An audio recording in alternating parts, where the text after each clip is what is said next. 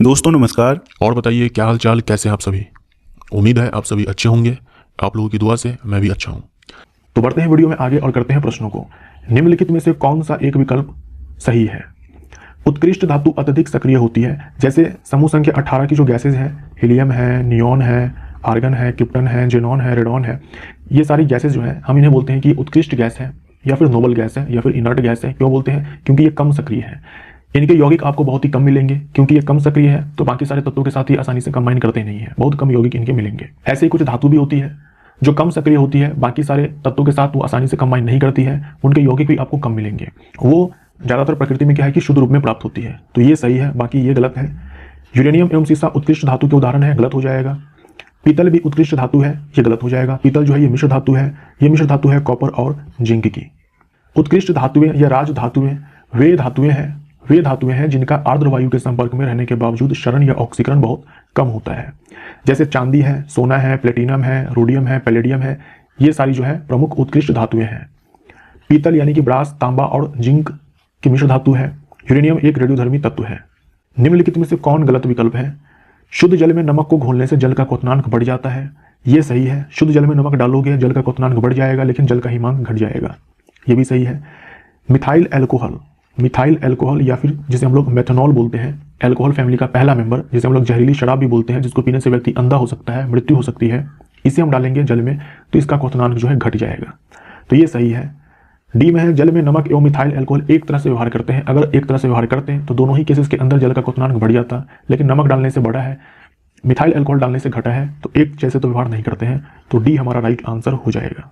जब एक अवाष्पशील ठोस जैसे कि नमक है, चीनी है, इन सबको हम डालेंगे शुद्ध जल में तो जल का क्वथनांक या फिर विलायक का क्वथनांक, जल के अलावा कोई भी विलायक हो उसका भी क्वथनांक बढ़ जाएगा, जबकि हिमांक घट जाएगा। लेकिन जब हम वाष्पशील द्रव डालेंगे, वाष्पशील कहने का मतलब जो वाष्प में बदल जाए, अवाष्पशील जो वाष्प में ना बदले, जैसे कि मिथाइल एल्कोहल या फिर इथाइल एल्कोहल होता, जल में मिलाया जाता है तो जल का क्वथनांक घट जाता है। बायोगैस का निम्न में से कौन सा अवयव प्रमुख है। तो बायोगैस में 70 to 75% जो है मीथेन होता है। CH4 मीथेन, ये मीथेन होता है। बायोगैस या फिर बोलते हैं जैव गैस या फिर बोलते हैं गोबर गैस, इसका मुख्य घटक मीथेन है। प्राकृतिक गैस का भी मुख्य घटक मीथेन है। मीथेन को मार्श गैस भी कहते हैं। LPG लिक्विफाइड पेट्रोलियम गैस या कुकिंग गैस का मुख्य घटक मेजर कंपोनेंट या मेन कंपोनेंट ब्यूटेन है। निम्न में से किस रसायन के कारण पटाखे फूटने से चमकदार लाल रंग दिखाई देता है। लाल रंग दिखाई देने के पीछे कारण होगा स्ट्रोंशियम। हरा रंग दिखेगा बेरियम के कारण। कॉपर के कारण ब्लू नीला रंग। कैल्शियम के कारण नारंगी रंग। सोडियम के कारण पीला रंग। मैग्नीशियम के कारण सफेद रंग। हमसे लाल रंग का कारण पूछा है तो स्ट्रोंशियम हमारा राइट आंसर हो जाएगा। उन पौधों को क्या कहते हैं जिनको नमक से प्रेम है। उन पौधों को हम क्या कहेंगे जो उन स्थानों पर भी उग जाते हैं जहां नमक की मात्रा अधिक होती है, मतलब ये हाई सॉल्ट को भी टॉलरेट कर लेते हैं, कोई दिक्कत नहीं है इनके लिए। इन पौधों को हम लोग बोलते हैं हेलोफाइट्स।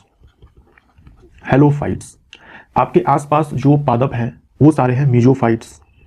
मीजोफाइट्स ये वो पादप होते हैं जिनको पानी न बहुत ज़्यादा चाहिए ना ही बहुत कम कर सकते हैं, ठीक ठाक अमाउंट में पानी मिल जाए तो भी ये ग्रो कर जाते हैं, वो मीजोफाइट्स हैं। साथ में वो सारे जो प्लांट हैं अगर उनको आप ज़्यादा नमक दे दो तो वो सारे मर जाएंगे। तो आपके आसपास, हमारे आसपास जो प्लांट्स होते हैं वो आपके मीजोफाइट्स होते हैं और ग्लाइकोफाइट्स होते हैं। ग्लाइकोफाइट्स ये वो प्लांट है जिनको ज़्यादा नमक नहीं चाहिए। अगर ज़्यादा नमक मिला तो ये पादप मर जाएंगे। तो नमक का अमाउंट जो है ठीक ठाक चाहिए, ज़्यादा नहीं चाहिए। ये है जेरोफाइट्स। जेरोफाइट्स हम लोग उन प्लांट्स को बोलते हैं जो उन स्थानों पर उगते हैं जहाँ पानी की किल्लत होती है, बहुत ही कमी होती है। जैसे जो मरुस्थलीय पादप होते हैं, रेगिस्तान में उगने वाले पादप जो होते हैं वो जेरोफाइट्स होते हैं, वो कम पानी में भी सर्वाइव कर लेते हैं। तो जो कुछ भी मैंने आपसे पिछले स्लाइड में कहा सब मैंने यहाँ पे लिख दिया हुआ है। हाइड्रोफाइट यानी कि एक्वेटिक प्लांट, जलीय पादप। एक्वेटिक प्लांट, एक प्लांट है यूट्रिकुलेरिया, ये एग्जाम में पूछा जाता है। यूट्रिकुलेरिया ये वो प्लांट है जो जलीय के साथ साथ कीटभक्षी भी है। कवक पौधों में नहीं पाया जाता, यानी कि कवक में इनमें से क्या नहीं पाया जाता, तो कवक में भैया क्लोरोफिल नहीं मिलेगा, तो ये हमारा राइट आंसर हो जाएगा। कवक में क्लोरोफिल नहीं पाया जाता। सारे के सारे जो कवक होते हैं वो क्या होते हैं, परपोषी होते हैं। सारे के सारे जो कवक होते हैं वो परपोषी होते हैं, यानी कि हेटेरोट्रॉफ होते हैं। कवक के पास क्लोरोफिल नहीं होता, अतः सभी कवक परपोषी होते हैं। परपोषी में भी ज्यादातर जो कवक होते हैं वो आपके होते हैं मृतोपजीवी। मृतोपजीवी यानी कि सेप्रोफाइट्स। कवक की कोशिका भित्ति काइटिन की बनी होती है। जो काइटिन है ये कार्बोहाइड्रेट है। कवक के अध्ययन को हम लोग माइकोलॉजी बोलते हैं। कवक बहुकोशिकीय होते हैं, लेकिन एक अपवाद है ईस्ट। ईस्ट एक कोश की है। ईस्ट का इस्तेमाल जो है रोटी बनाने में, बियर बनाने में किया जाता है। ईस्ट की मदद से क्या करवाया जाता है? फर्मेंटेशन करवाया जाता है। पायरुवेट को तोड़ करके इथेनॉल बनाया जाता है। इन चार में से कौन परागण यानी कि पोलिनेशन की परिभाषा है? परागण यानी कि पोलिनेशन तो बहुत ही आसान सी परिभाषा है। पराग कण का यानी कि पोलेन का पराग कोश से, ये जो पराग कोश है ये है, ये सारे क्या है? पराग कोश है। वर्तिकाग्र तक स्थानांतरित होने की क्रिया, ये वर्तिकाग्र है, यहाँ पर भी ये वर्तिकाग्र है, स्टिग्मा, इसी को हम लोग परागण बोलते हैं। यानी ये जो पोलेन है ये किसी भी तरीके से, चाहे इंसेक्ट से, हवा से, पानी से, किसी भी तरीके से ये पोलेन जो है इस वाले पराग कोश से यहाँ वर्तिकाग्र तक पहुंच जाता है। तो इस पहुंचने की क्रिया को हम लोग क्या बोलते हैं? पोलिनेशन बोलते हैं। यहाँ पर कैसे पहुंच रहा है? इंसेक्ट के द्वारा, कीट के द्वारा। तो ये है क्रॉस पोलिनेशन यानी कि पर परागण। जब पोलेन ग्रेन जो है एक फ्लावर से दूसरे फ्लावर पे चला जाए, ट्रांसफर हो जाए, तो उसे हम पर परागण बोलेंगे। लेकिन ऐसा भी तो हो सकता है कि ये जो पोलेन ग्रेन है ये किसी भी तरीके से अपने ही फूल के अंदर जो स्टिग्मा है, वर्तिकाग्र, यहाँ पर पहुंच जाए तो भी पोलिनेशन क्या लाएगा? उसे हम बोलेंगे स्वपरागण। उसे हम बोलेंगे स्वपरागण यानी कि सेल्फ पोलिनेशन। तो एक ही फूल के अंदर पोलिनेशन हो जाए तो सेल्फ हो जाएगा, अगर दूसरे फूल के साथ पोलिनेशन हो तो उसे हम क्रॉस पोलिनेशन बोलेंगे, पर परागण बोलेंगे। पौधे अपना पोषक तत्व मुख्यतः किससे प्राप्त करते हैं? प्लांट जो है अपना पोषक तत्व मुख्य रूप से प्राप्त करते हैं मिट्टी से। पौधों में अनिवार्य खनिज तत्व या पोषक तत्व कितने होते हैं? 17 होते हैं, जिनमें 9 होते हैं वृहत पोषक तत्व, यानी ये थोड़ा ज़्यादा अमाउंट में चाहिए होता है, और ये बहुत ही कम अमाउंट में चाहिए होता है, ये 8 होते हैं। तो ये सारे जो है जो ज़्यादा अमाउंट में चाहिए, ये सारे जो है जो बहुत ही कम अमाउंट में चाहिए। पौधे अपना पोषक तत्व मुख्यतः मिट्टी से प्राप्त करते हैं। कार्बन है, हाइड्रोजन है, ऑक्सीजन है, ये सारे जो है कार्बन डाइऑक्साइड और जल से प्राप्त करते हैं, जबकि अन्य मृदा से खनिज के रूप में अवशोषित किया जाता है। पाइन, फर, स्प्रूस, सेडार, लार्च एवं साइप्रस आदि मशहूर लकड़ी उत्पादक पौधे में से बहुत से भारत के पहाड़ी क्षेत्रों में भी पाए जाते हैं। ये सभी क्या कहलाते हैं? ये सारे हैं आपके जिम्नोस्पर्म्स। ये सारे जो प्लांट्स हैं ये है जिम्नोस्पर्म्स। जिम्नोस्पर्म्स यानी कि अनावृत बीजी पादप। अनावृत बीजी पादप, अनावृत बीजी पादपों के बीज आवृत नहीं होते हैं, यानी इनके सीड जो होते हैं कवर्ड नहीं होते हैं, नेकेड होते हैं, है ना, नेकेड सीड होते हैं। जो इनके बीज होते हैं वो नंगे होते हैं, कवर्ड नहीं होते हैं। ये फल और फूल नहीं देते हैं, क्योंकि फल और फूल देने का काम जो है एंजियोस्पर्म का है। अनावृत बीजी पादप के उदाहरण है cycas, pinus, fir, spruce, cedar, larch, cypress, ginkgo, sequoia, जिसे हम रेडवुड भी बोलते हैं, देवदार। ये जो सिकुआ है ये विश्व का सबसे लंबा वृक्ष है, सिकुआ, जो कि जिम्नोस्पर्म है। निम्न में से कौन सा जोड़ा सही सुमेलित है? टेटनस कोलोस्ट्रीडियम टिटानी बैक्टीरिया के कारण यह बीमारी होती है। बीसीजी ये जो ट्यूबरकुलोसिस है उसका ये टीका है, तो ये दोनों तो मैच्ड नहीं है। मलेरिया जो कि प्लाज्मोडियम प्रोटोजोआ के कारण होता है। क्लोरोक्वीन ये एंटी मलेरियल ड्रग है, दवा है, मलेरिया के इलाज के लिए ये दवा है, तो ये सही है। स्कर्वी विटामिन सी की कमी के कारण रोग होता है। थायमीन जो है विटामिन B1 का रासायनिक नाम है। ट्यूबरकुलोसिस यानी कि टीबी, और यहाँ है एटीएस का उपयोग किया जाता है टेटनस के इलाज में। यहाँ देखो टीबी के साथ मैच कराया गया है, तो ये भी मैच्ड नहीं है, ये भी मैच्ड नहीं है, बी हमारा आंसर। टेटनस एक जीवाणु जनित बीमारी है, जबकि बीसीजी ट्यूबरकुलोसिस का टीका है। क्लोरोक्वीन सिनकोना वृक्ष के छाल से प्राप्त होता है, ये एंटी मलेरियल दवा है, एंटी मलेरियल दवा बनाने में इसका इस्तेमाल होता है। स्कर्वी विटामिन सी की कमी से होता है, जबकि थायमीन विटामिन B1 का रासायनिक नाम है। ट्यूबरकुलोसिस एक जीवाणु जनित बीमारी है, माइकोबैक्टीरियम ट्यूबरकुलोसिस बैक्टीरिया के कारण ये बीमारी होती है, जबकि एटीएस टेटनस एंटीटॉक्सिन का उपयोग टेटनस के इलाज में होता है। इन 4 जंतुओं में से किसी में आरबीसी नहीं है, यानी कि रेड ब्लड सेल या फिर रेड ब्लड कॉर्पसल नहीं है। ये सारे जो जंतु हैं इनके जो ब्लड होते हैं वो लाल होते हैं, क्यों? क्योंकि इनके ब्लड में हीमोग्लोबिन होता है, और ये हीमोग्लोबिन आपको मिलेगा आरबीसी में। केंचुआ का जो ब्लड है ये भी लाल ही होता है, रेड ब्लड, क्योंकि इनके ब्लड में भी हीमोग्लोबिन है, लेकिन ये हीमोग्लोबिन जो है प्लाज्मा में है, सीधा प्लाज्मा में घुला हुआ है, यहाँ आरबीसी नहीं है। तो डी हमारा यहाँ पर राइट आंसर हो जाएगा। केंचुआ को किसानों का मित्र कहा जाता है। जो केंचुआ है ये फाइलम एनेलिडा के अंतर्गत आता है। सभी कशेरुकियों में यानी सारे वर्टिब्रेट्स में आरबीसी पाया जाता है। सांप, मोर, मेढक ये सारे क्या है? वर्टिब्रेट्स हैं। आरबीसी में हीमोग्लोबिन पाया जाता है। एनेलिड में बंद रुधिर परिसंचरण तंत्र पाया जाता है, क्लोज्ड ब्लड सर्कुलेटरी सिस्टम पाया जाता है। यानी जो केंचुआ है या फिर जो भी इस फाइलम के अंतर्गत जीव आते हैं उनमें जो रक्त है वो रक्त वाहिनी में बहता है। इनमें हीमोग्लोबिन रुधिर कणिकाओं में न होकर के, यानी कि आरबीसी में न होकर के प्लाज्मा में घुला होता है। ये है सारे एनेलिड्स। हीमोग्लोबिन में कौन सा प्रोटीन होता है? तो ग्लोबिन प्रोटीन होता है। कौन सी धातु होती है? तो लोहा धातु पाई जाती है।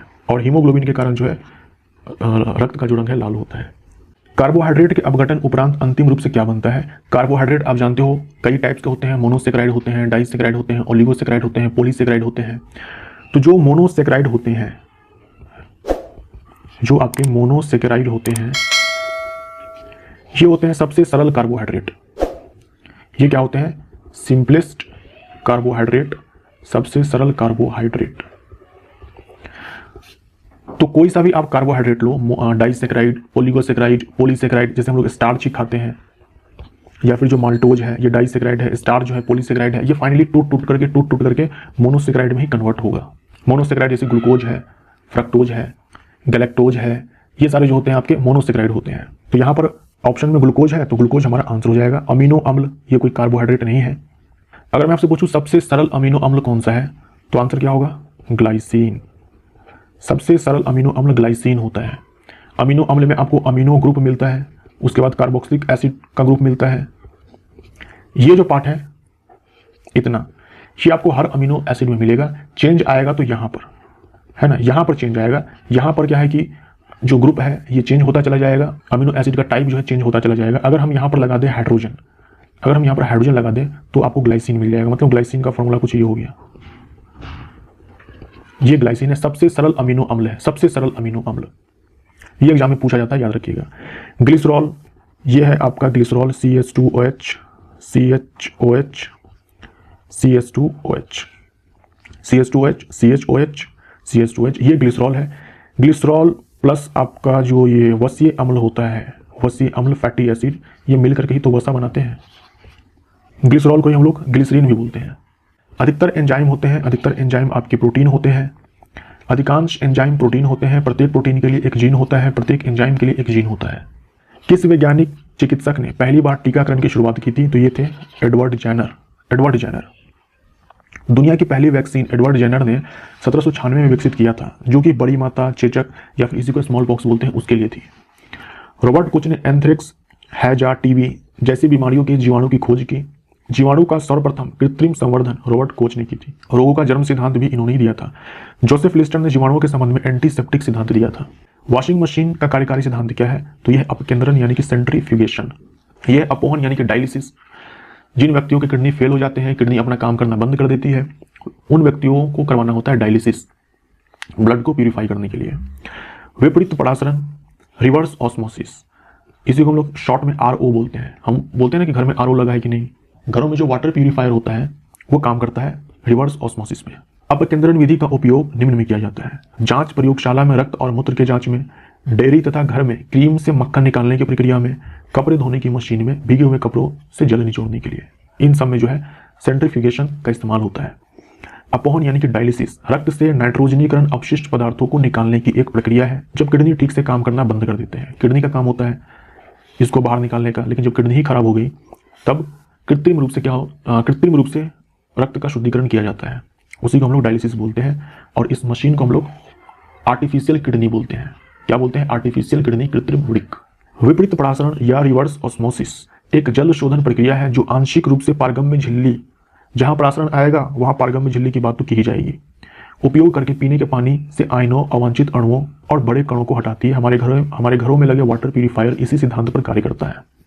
प्रकाश की गति निम्न में से किस माध्यम में न्यूनतम होती है? तो प्रकाश की जो चाल है, प्रकाश की जो गति है, ये माध्यम के अपवर्तनांक, जिस माध्यम का अपवर्तनांक ज्यादा होगा उस माध्यम में प्रकाश की चाल कम होगी। तो जो कांच है इसका जो अपवर्तनांक है ये सबसे ज्यादा है, सबसे कम निर्वात का होता है। निर्वात के लिए अपवर्तनांक हम लोग 1 बोलते हैं, और वायु के लिए देख लो ये 1.0003 और जल का 1.33। वायु, कांच, जल, इन सब का जो अपवर्तनांक है वो याद रखिए। हीरा का भी याद रखिए 2.42। निम्न में से कौन सी सदिश राशि नहीं है? तो गति जो है सदिश राशि नहीं है। अदिश राशियां, इनमें केवल परिमाण होता है, दिशा नहीं होती है, जबकि सदिश राशि में दिशा और परिमाण दोनों होते हैं। ये सारी जो भौतिक राशियां हैं ये है अदिश राशियां। अगर आप इनको अच्छे से याद रखते हो, अच्छे से रट लेते हो ना, तो इस तरह के सवाल आपसे कभी भी गलत नहीं होंगे, कभी भी गलत नहीं होंगे। अगर आप इतना अदिश राशि जो यहाँ पर दिया गया है, अगर आप इसको अच्छे से याद रख लेते हो तो इस तरह के सवाल आपसे गलत नहीं होंगे। यदि धरती के घूमने की गति बढ़ा दी जाए तो भूमध्य रेखा पर यानी कि इक्वेटर पर पिंड का वजन यानी बॉडी का जो वेट होगा वो क्या होगा? वजन बराबर यानी कि वेट बराबर होता है द्रव्यमान और गुणे में गुरुत्वीय त्वरण। द्रव्यमान में कहीं पर भी ले जाओ वस्तु को कोई परिवर्तन नहीं आता है, भार में परिवर्तन आता है क्योंकि गुरुत्वीय त्वरण के मान में परिवर्तन आता है। तो जहां पर गुरुत्वीय त्वरण का मान बढ़ जाए वहां पर वेट बढ़ जाएगा और जहां पर इसका मान कम हो जाए वेट भी कम हो जाएगा। पृथ्वी जो है अपने अक्ष पे घूम रही है, ये है पोल, ये पोल है और यह है इक्वेटर। पोल पर जी का मान होता है 9.83 मीटर पर सेकंड स्क्वायर। अब देखिए पृथ्वी चाहे अपने अक्ष पे घूमना बंद कर दे या बढ़ा दे घूर्णन गति, इससे पोल पर जी के मान में कोई चेंज नहीं आएगा। मतलब अगर कोई वस्तु पोल पर रख दिया जाए तो उसके वजन में कोई परिवर्तन नहीं आएगा क्योंकि जी के मान में कोई परिवर्तन नहीं आता है। तो पोल पर जी का जो मान है वो इतना होता है हमेशा, चाहे पृथ्वी की जो घूर्णन गति है वो शून्य हो जाए या बढ़ाकर कुछ भी कर दे, कोई चेंज नहीं आएगा, यही रहने वाला है।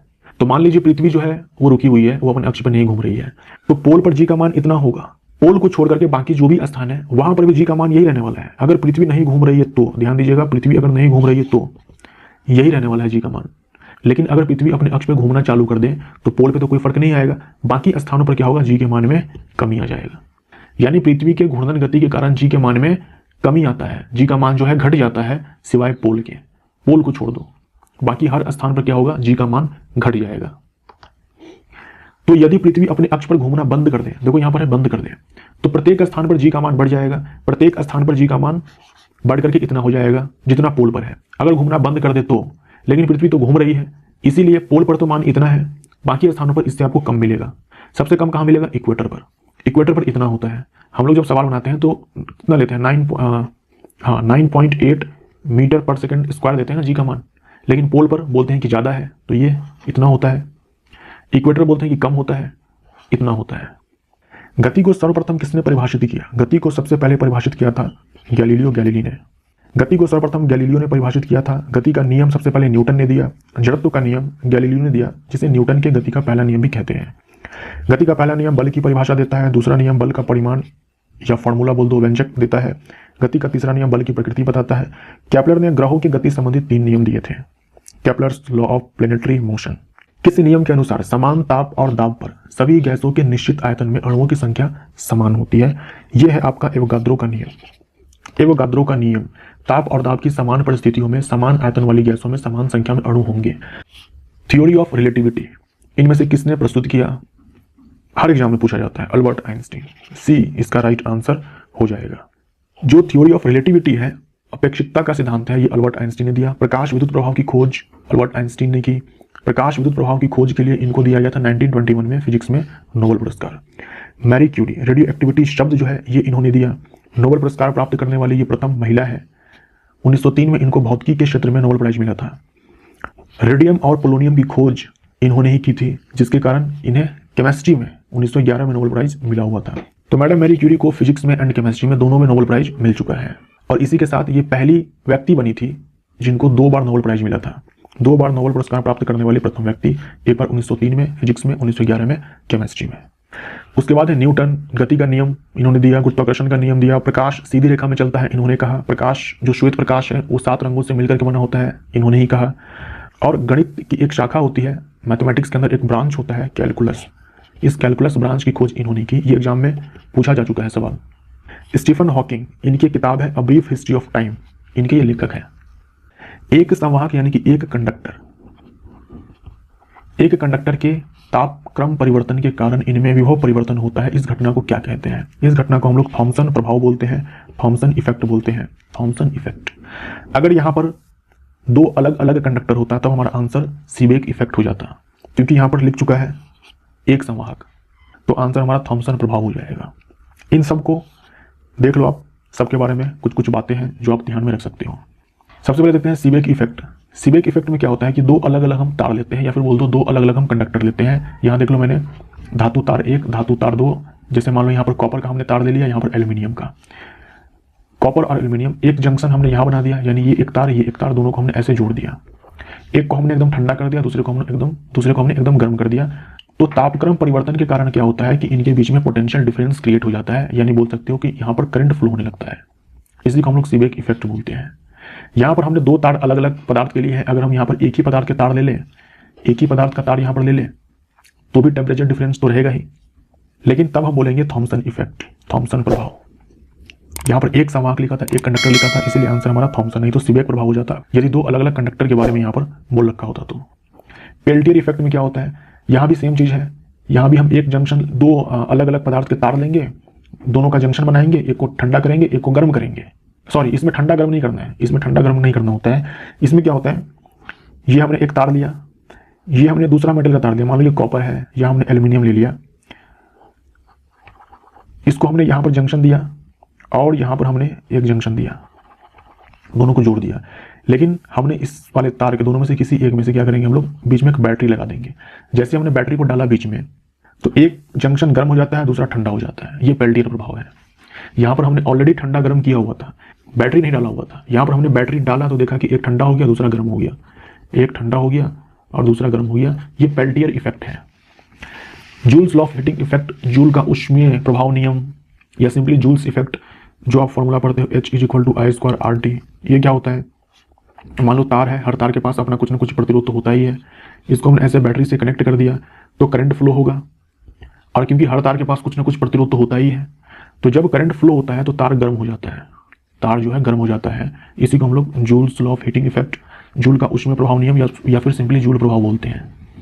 आवर्धक कांच में किस प्रकार का लेंस का प्रयोग किया जाता है। आवर्धक कांच जो होगा वो प्रतिबिंब को आवर्धित करके देगा, यानी प्रतिबिंब का साइज जो है बड़ा बना करके देगा।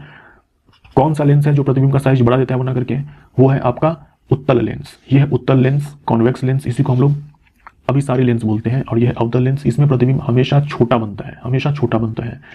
यह है अपसारी लेंस। आंसर हमारा क्या हो जाएगा, उत्तल लेंस। चुंबकत्व का अनुचुंबकीय सिद्धांत निम्न में से किसके द्वारा प्रदर्शित होता है। 3 प्रकार के पदार्थ होते हैं चुंबकीय प्रकृति के आधार पर, प्रतिचुंबक, अनुचुंबक, लौह चुंबक, डाइमैग्नेटिक, पैरामैग्नेटिक, फेरोमैग्नेटिक। जो मैग्नेट से तेजी के साथ आकर्षित होते हैं उसे बोलते हैं लौह चुंबकीय पदार्थ। ये है लोहा, कोबाल्ट, निकल। जो थोड़े बहुत अट्रैक्ट होते हैं वो है ये सारे, और जो अट्रैक्ट ही नहीं होते हैं वो है ये सारे। तो जो अट्रैक्ट बिल्कुल नहीं होते हैं उसे हम प्रतिचुंबक बोलते हैं, जो थोड़े बहुत अट्रैक्ट होते हैं उसे हम अनुचुंबक बोलते हैं। हमसे अनुचुंबकीय सिद्धांत पूछा था ना, तो अनुचुंबकीय पदार्थ ये सारे हैं। तो इसमें देख लो, जो प्लेटिनम है ये हमारा आंसर हो जाएगा। जो निकल है ये लौह चुंबकीय पदार्थ है, लोहा लौह चुंबकीय पदार्थ है, जो मरकरी है ये आपका प्रतिचुंबकीय पदार्थ है। परमाणु के नाभिक में कौन से मूल कण होते हैं। तो परमाणु के नाभिक में 2 चीजें हैं, प्रोटॉन और न्यूट्रॉन। नाभिक के बाहर चारों तरफ चक्कर लगाता है इलेक्ट्रॉन। इलेक्ट्रॉन की खोज की थी जे थॉमसन ने, प्रोटॉन की खोज की थी गोल्डस्टीन ने, न्यूट्रॉन की खोज की थी जेम्स चैडविक ने, न्यूक्लियस की खोज की थी रदरफोर्ड ने। आंसर हमारा प्रोटॉन एवं न्यूट्रॉन। अल्फा पार्टिकल आपने सुना होगा, अल्फा पार्टिकल यानी कि डबली आयोनाइज्ड हीलियम एटम। हीलियम में 2 इलेक्ट्रॉन होते हैं, दोनों बाहर निकाल दो तो बचेंगे 2 प्रोटॉन 2 न्यूट्रॉन, उसी को हम लोग अल्फा पार्टिकल बोलते हैं। तो एग्जाम में पूछा जाता है जो अल्फा कण है उनमें कितने प्रोटॉन न्यूट्रॉन होते हैं। 2 न्यूट्रॉन होते हैं, 2 प्रोटॉन होते हैं। इलेक्ट्रॉन नहीं होता है क्योंकि दोनों इलेक्ट्रॉन निकाल दिया जाता है। तो He2+ इसी को अल्फा पार्टिकल बोलते हैं। तो वीडियो यहाँ पर वीडियो देखने के लिए धन्यवाद दोस्तों, नमस्कार।